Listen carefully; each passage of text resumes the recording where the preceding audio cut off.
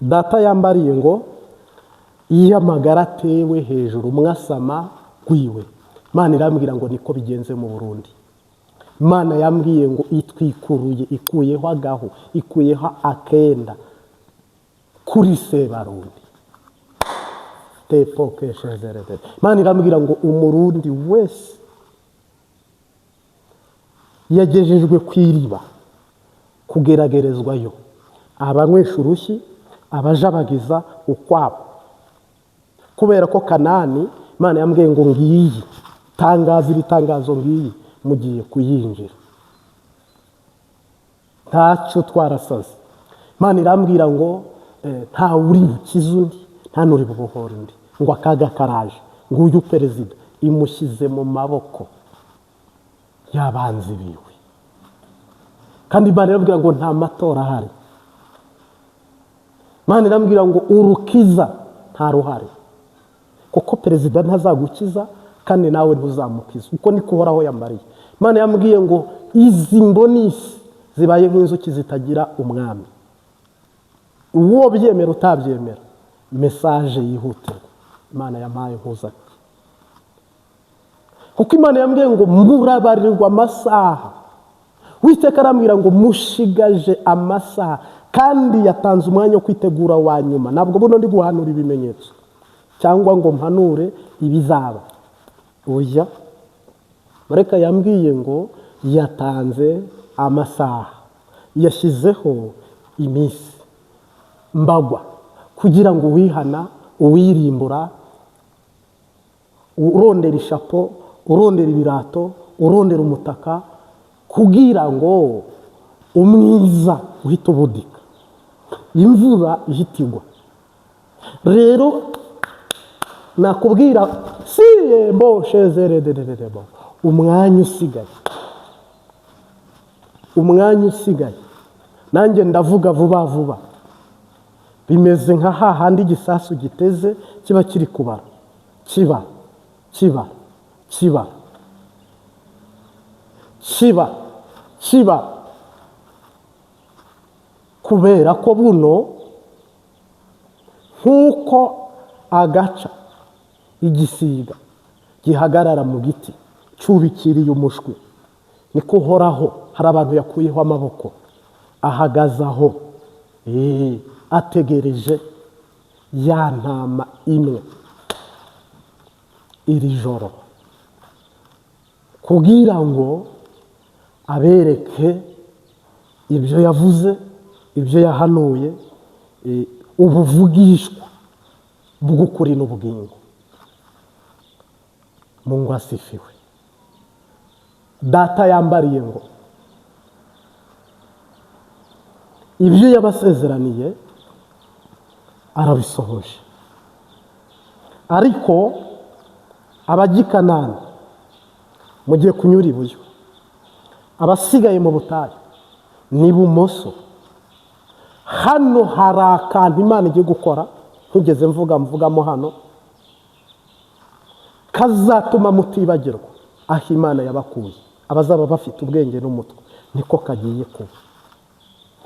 Mbisubiyemo, hari ibara, ishyano, akaga, agacamugongo kibonekeje, kazaba hagutumbera nk'uko u Rwanda rwatumbereye.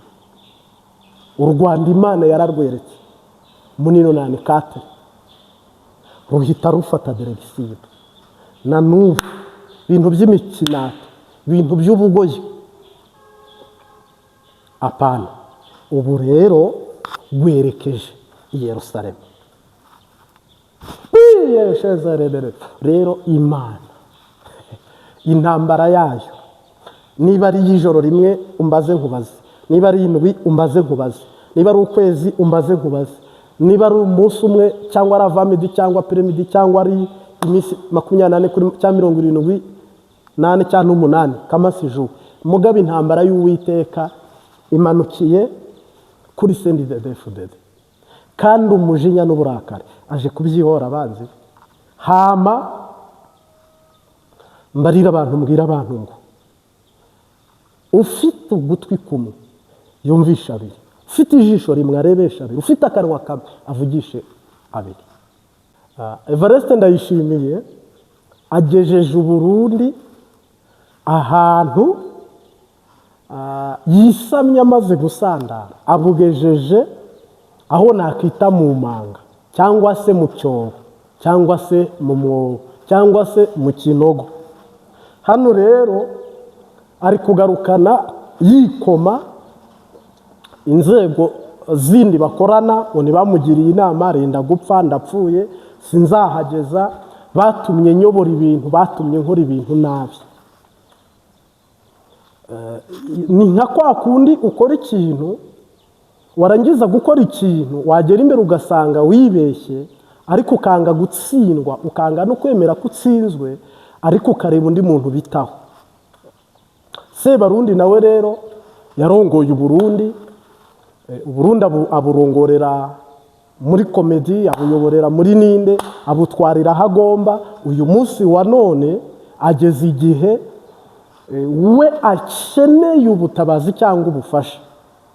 Yisatse mu gihugu abura imbaraga, yisatse mu gisoda abura imbaraga, yisatse mu mafaranga biranga, yisatse muri politike biranga, mu ruhando mpuzamahanga mu makungu byose biramujabuka. Niko guhinduka wahita afata icyemezo cyo gushwanira Abarundi cyangwa se kwikoma Abarundi cyangwa se kunanirwa no kunanizwa n'amabi n'ibibi ari gukora. Uyu munsi wa none rero impamvu nta kigongwe nta n'imbabazi nuko kwijana nta n'amanota navuga 20 wahabwa y'ibyo warushinzwe gukora cyangwa warujejwe gukora waba warakoze. Ahubwo ufite ikimwaro sahizi nawe ubwawe uritekerezo ko abasi mbonge ngume ko nihanure, bazampanura, bizokunda, bizanka, nawe uri muyabira. Impamvu atangiye gutaka n'ijwi rigasohoka nuko ari kwitegereza akavuga ngo ibintu nakoze nta mahano, nakoze ibara, nabaye umugesera, naramenje. Niyo mpamvu atangiye gutaka ijwi rigasohoka. Nawe urebye ko ku Burundi vraiment abakoze muri atikite bakoze neza. Ibaze nawe kuba sendide aho igiriyeho amabarabara bafite nayo bahasanze, ibikorwa remezo igihugu gifite nibyo cyahasanze. Ibindi hajemo ruswa bakubaka ibarabara umwaka umwe rikabomoka, bakagira ubutabera bikanga, perezida ararira, minisitiri ararira, abenegihugu bararira. Ubu igihugu cyose nimumbwire muraririra Sebarundi abikemure, ntabwo yabikemura. Murarira abenegihugu se bo babikemure, nabo ntibabikemura. Sahizi niba perezida arira nawe agataka ati murambwira ngo nziyamamaza nzaba mpageze, ubwo se niba perezida ari kurira umwenegihugu wameze ati. Rero dushyizeho amavi, dushyizeho amasengesho, dushyizeho mwuka wera, nukuri Burundi tubutabarije inteko y'ijuru, duhamagaje woni y'ijuru, ubumwe bw'ijuru. Mu isi muvuga ngo n'ubumwe bw'abanyaburayi n'abanyamerika, twe duhamagaje ubumwe bw'ijuru bwatwemereye kuza gufata mu minwe ikibazo cyananiranye mu basendide defudede. Uyu munsi wa none bapakuruye isanduku ya leta bashyira mu mugambwe Reveriyane ahenda neva, bubaka umugambwe, kandi umugambwe si igihugu. Iyo bigeze mu mugambwe umuntu wese akurura yishyira, undi akurura yishyira, undi akurura yishyira, banyarucari bajya bo hasi ntabwo bamenye iyo biva n'iyo bijya. Niyo mpamvu buno rero umugambwe nta kintu uri bufashe igihugu, nta n'icyo uri bumarira igihugu. Ni ukuvuga moteri ari wo mugambwe, moteri yaragonze. Sendide defudede niyo moteri, Reveriyane Variste ni moteri y'igihugu, baragonze kandi bagonze moteri, bakoze ibirometero byinshi. Depanaje yo kubaheka ntishoboka, bari mu kibira hagati, bari mu yabira, barimo hagati mu nyanja.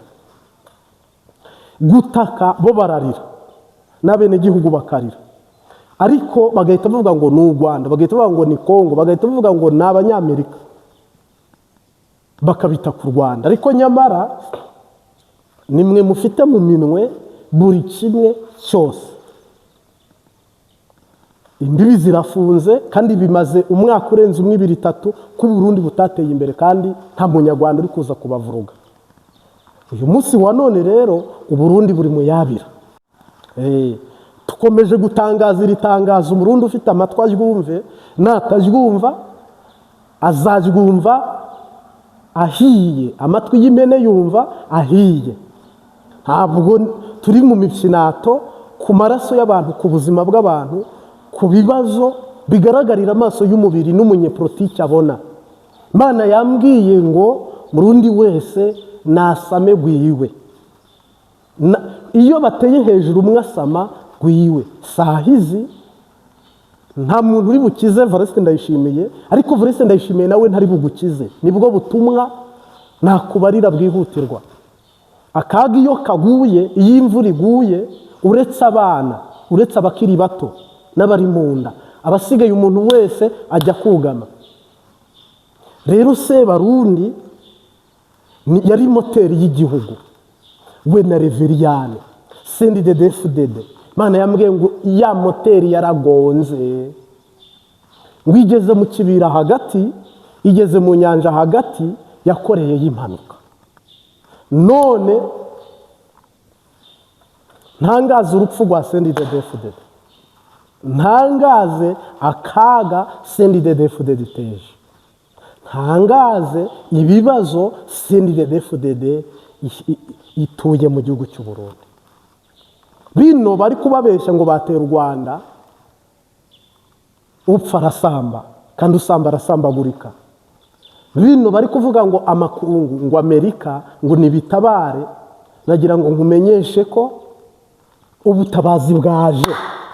Siboreshezerereze, ubutabazi bwaje. Imana niyo yambwiye ngo gutaka kwarumviswe, kw'abatagira epfo ruguru shinge na rugero. Buno tuvugana gusenga kurumviswe cyane gose. Ubwo rero ahubwo abasekaga bagiye kurira, abariraga bagiye gutwenga.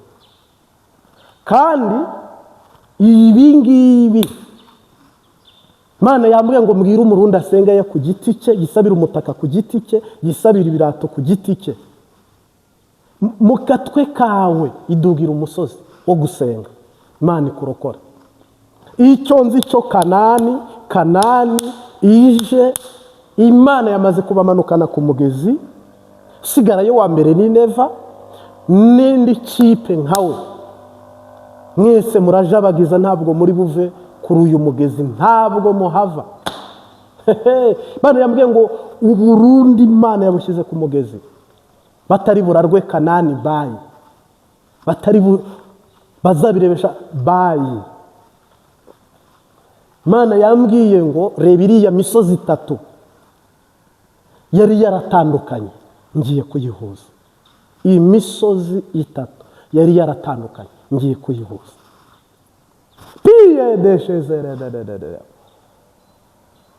Haleluya. Umusozi w'Uburundi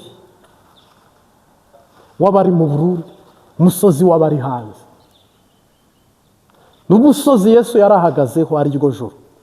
Imana igiye kongera ihuze ibitari kuzahura. Abayo yabamenye kera. Ariko buno Imana yinjiye kwa perezida, isangayo abapfumu n'abarozi amangetengete. Mwari mubizi. Imana yambwiye ngo nasatse, nagenzuye, sanzaye amangetengete, kandi sangayo n'amasengesho ngo z'abategetsi zibitse uburozi. Abantu mwanze gukora ibyo mwari mujejwe mu nshingano zanyu. Buno nababwira ngo ntabwo mugifite ubushobozi bwo kugira icyo mushyira mu murongo icyo ari cyo cyose. Hasigayemo iminsi 6 ngo mwinjire mu kurobanura umukandida wa 2 wo kubandanya ayoboye CNDD-FDD muri 2026. Mwari muzi bigiye kuzaba. Ndababwiye ngo inkuba zigiye kwesurana, mituragara igiye guturagurika. ibisaka by'imbwa birahiye. Hano umuriro ugiye kwaka kandi umuhera umuriro utazima. Tureke kujyajyana no guhenda. Imana yambwiye ngo send the dead irapfuye. Send the dead ku mpanda. Send the dead iraranduwe. Imana yambwiye ngo mu ngo z'abategetsi dore uburozi uravuza ubuhuha, amashano horaho arambarira ngo amaboko yabo n'intoki zabyuzuye amaraso. Uwiteka arambwira ngo dore abantu baboreye mu mpimba babuze epfo na ruguru. Horaho arambwira ngo imisozi itatu itariho yagiye kuyihuza. Imana irambwira ngo mbibwire abarundi ko akuyemo abahutu n'abatutsi n'abatwa hasigaye igihugu kigiye kujabuka i Kanani. Diye boshe zerederere. Data arambarira ngo mbabwire ngo igandagurwa n'urupfu rw'umukuru w'igihugu mu birorere. Imana irambwira ngo yamusimbukije ipfu nyinshi kugira ngo irebe ko yakihana. Imana irambwira ngo yarinangiye yanga kwihana. Uwiteka arambwira ngo yaramugendeye mu buryo bwose kandi ariko arabigararija, arabisuzugura, ntiyabiha agaciro. Imana irambwira ngo bazatinya ibyo batinyaga bibashitseko. Bazatinya ibyo batinyaga bibashyitseko. Marayika arambwira ngo aho Burundi butangiriye naho burangiriye arahazi. Kandi Imana irambwira ngo uburozi butabye mu butaka irabuzi, ibihambye mu mazi irabizi, abarara badiha bacuragura baroga byose irabizi, abajyanye uburozi muri perezidansi n'abakiriye barabizi. Uwiteka arambwira ngo igihugu cye cyitwa Burundi cyaragambaniwe, ariko Imana yambwiye ngo irirahiye yongeye kukigura. Yewe Yesu Kristo mwana w'intama w'Imana. Data arambwira ngo agiye kubereka ibyo mutari mwarigeze kubona, ashyize hanze amabanga. Abantu bagiye gutukana nk'abana, ubundi hatukana abana, abantu bakuru baravuma, ariko hano mugiye kubona ibitutsi ntashobora kukubarira umubare wabyo. Uhoraho atabara. Data arambwira ngo abo yatoranyije, abo yagenye ko binjira Kanani, arambwira ngo nimwitegure, mukwete inkweto, mufunge ishapu, setire y'ukuri, Kanani mugiye kuyijabuka. Rero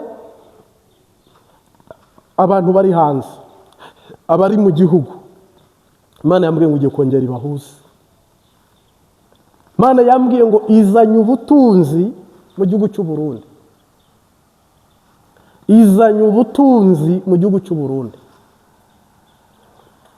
N'uwitwaga umutwa mu bashigajwe inyuma n'amateka nawe azatunga anywa amata, abe mu nzu y'umuriro, abe mu nzu ifite umuriro, abe mu nzu ipavomye, umwana wiyige mu ishuri rihenze, anyonga umuduga, ubuzima bwemere. Data atabara. Haleluya. Uhoraho arambwira ngo ikinyoma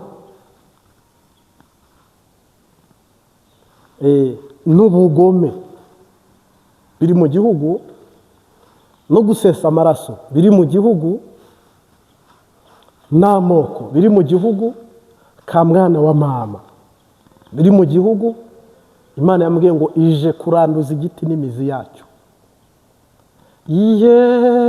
Ije kuranduza igiti n'imizi yacyo. Ibitekure. Uhoraho atabara. rero Imana yambwiye ngo ijoro ry'ubutabazi, amanywa yo kwihisha ntabwo uzakiza undi. Inyungu eshatu tubona mu gakiza iyo twakijijwe neza. Icya mbere, iyo umuntu yakijijwe yunguka kuzabaho iteka ryose, cyo ni kimwe. Icya kabiri, ari mu isi ahabwa ibyasezeranwe, kandi ari mu isi ahabwa umugisha wo kurama kubera ko yakijijwe.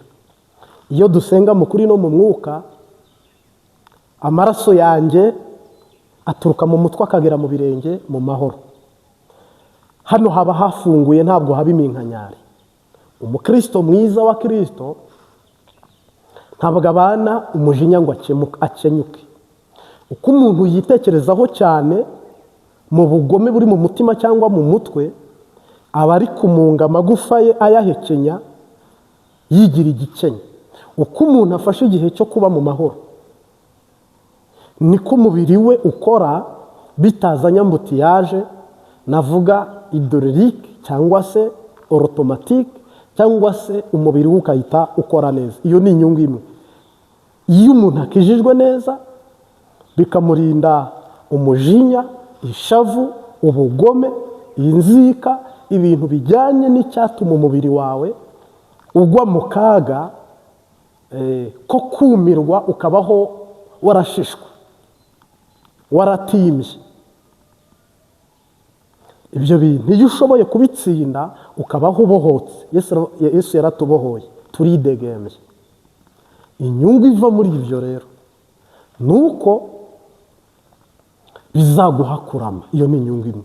Uzahita wunguka kurama, uzunguka kurama, uzabaho imyaka myinshi cyane. Kuko iyo umubiri ubayeho mu mahoro, ugira no kubaho igihe kirekire, ntunagwaragurika. Ariko uko umuntu ahekenye, uko umuntu aba yashaririwe, yarunguriwe, yagize ukuntu, kenshi na kenshi bimuzanira kumugara, bimuzanira kucagagura imitsi imwe n'imwe y'umutwe, imitsi imwe n'imwe. Donc aho umubiri wawe hose hafata ishavu, kumva umubiri wawe wose urashaririwe, bikuzanira akaga kumuhera. Iyo ni ingingo imwe. Iyo wakijijwe neza biguha amahoro, amahoro akaguha kubaho neza, kubaho neza bikaguha ibyishimo, umudendezo, umunezero, ibyishimo. Ibyo byose rero bituruka mu kubaha Imana no mu gutonda uko ukwiriye kubutonda, mu gusenga, mu kuririmba, mu mahoro, mu kubaho neza. Kandi umwanditsi akavuga ngo mwige kubana n'abandi bose mu mahoro. Mungu asifiwe. Inyungu ya kabiri nuko iyo umuntu akijijwe neza 80% abaho mu buzima butari kugendera ibumoso, gukorera ibumoso, kuba ibumoso, gutura ibumoso. Ibyo bintu ntabwo biba mu mukristo wa Kristo. Umukristo wa Kristo abaho ubuzima azi, kandi anava mu buzima azi, kandi azajya no mu buzima azi. Ni naryo jambo Bibiliya ivuga ngo igihugu mbajyanye guhinduramo, nimujya mugahaga ntimuzibagirwe. Igihugu bari bakizi. Nanone akababwira ngo mwibuke muri Egiputa aho mbakuye, nabwo bari bahazi, ndetse bakamenya naho bari kunyura, ahitwa mu bugaragu, naho bari bahazi. Uyu munsi wa none byabazaniye kubaho igihe kirekire, kandi babaho batari mu rungabangabo. Imana yarababwiraga ngo iyi ntambara muzayitsinda, bakayitangira bakayitsinda. Ariko Amerika itari iri gusenga yatangiye intambara muri Iran, iratsindwa. Amerika itari ifite iyerekwa yatangiye intambara muri Ukraine, inyuze muri Ukraine ngo itangire mu Burusiya, ipfubiramo hagati. Ariko twebwe hamwe n'Uwiteka, iyo muziranye, iyo mugendana, iyo muri inshuti, iyo muri umwe, kenshi na kenshi mujya mu buzima Imana yabemereye, yabasezeraniye, mwumvikanyeho. Donc bigahita biba amata byaye amavuta. ubaho mu buzima butari ububafu, ubaho mu buzima butari murungabangabo no guhuzagurika, ubaho mu buzima uzi yuva uzi yujya, uvugana n'umuntu uri imbere ndetse ukavugana n'uri inyuma ukavugana n'uwa ya ni amasaha agoye ariko muri ihangane. Kabiri ni ukuvuga ngo indi nyungu ni uko twebwe ntabwo dushobora kuzapfa, nta nubwo dushobora kuzabaho ubuzima bwo gucokorwa no gukorwa n'isoni, kubera ko mu byiringiro byacu iyo umuntu yakijijwe azabaho iteka ryose no mu isi kandi uzahabwa umugisha. Indwara iragutinya kuko Imana ntiyakemera kugwara, kuko wowe uri Imana, uri akamana gatoya. Imana ntirogwa kuko wowe ufite amaso yo kubona ukuzaniye uburozi. Amen. Imana ntizemera ko uri mu isi uzajya kuba mu mpimba ubuzima bwawe bwose, kuko ibyaha irabikwigisha ukabimenya, ikaguha imbaraga zo kubitsinda no kubyirinda. Kandi mbone no gusaba Imana ibibarinde. Kandi n'abariyo turabasingiye uko utamenya n'ubujiji n'uburiganya bwa shetani bishinzwe kwa jina la Yesu Kristo. Amen.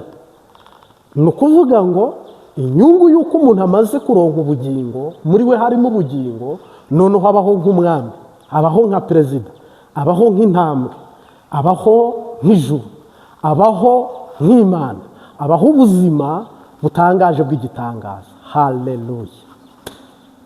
Iyo umuntu yamaze kwinjira muri izi nkingi eshatu, gukizwa mu kuri no mu mwuka, ntabwo uba ukiri umupagani ngo wigenge, uhinduka umukristo wa Kristo, ukadirijwa ku murango no mu ijoro. Unaryamye Imana irakuyagisha, unabyutse uhoraho arakuyagisha. Ofete inyungu yo gukizwa iri hehe? Iri mu kubaho mu buzima bwitwa independence. Hari ibihugu bifite demokarasi nk'Ubusuwisi na Amerika, ibihugu bimwe na bimwe bigize Amerika ndetse n'Uburayi. Namwe mufite aho muba hatandukanye, hari amahoro. Ndetse n'u Rwanda, u Rwanda ruri guharanira ubwigenge busesuye bw'igihe kirekire, ariko buno ubona ko iyo nzira nicyo cyerekezo birashoboka. N'akarorero ntanze, gukaza umutekano n'ingamba. Umukristo wabohotse nyine leta z'isi n'ibihugu bikaza umutekano n'ingamba, ku buryo amafaranga yawe afite umutekano, telefone yawe ifite umutekano, inzu yawe ifite umutekano. Tuvuga ngo baranyiba, tuvuga ngo barantera, tuvuga ngo umwana wanjye, ngo umukobwa wanjye, igihugu kirimo amahoro. None mwibaza ko niba isi ikora ibyo, Yesu abikorera atabene gihugu biwe? Yesu abigenza ate kugira ngo abene gihugu biwe bagire sikirite iruta iyo ngiyo genda kwigisha? Iyo umuntu amaze gukizwa abaho muri demokarasi, aba afite ubwigenge, aba yarikukiye mu buryo navuga ntashobora kugusobanura ngo ubwumve, uretse kuba akijijwe arabwumva. Ubaho uri free. Shetani abageze igihe atakikumenyera yaragutinye, ugeze igihe isi wayitsinze, umubiri warawutsinze, Shetani waramutsinze, ku bwa Kristo uri muri wowe uridegembye. Muri wowe uza amasaha ahageze, ndetse uri kurorera ibyiringiro by'ijuru uzajyamo, uri kumoterwa, amaso yawe rimwe na rimwe Yesu aragusura, ukaba uri kuhareba, ukaba uri kuhabona, biraryoshye n'umugisha. Amatwi yawe arimo arumva indirimbo z'i Siyoni, uri mu masezerano, abana bari mu buzima, umugore ari mu buzima, nawe mugabo uri mu buzima.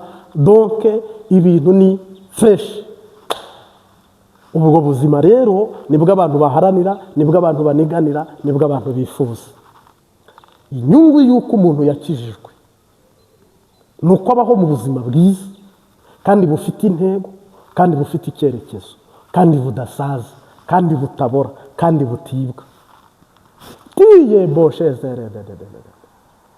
Inyungu y'uko umuntu yakijijwe abaho mu buzima bwo kumenya ibizaba, ibyabaye, ibiri kuba. Donc umuntu ukijijwe abaho ubuzima bwiza.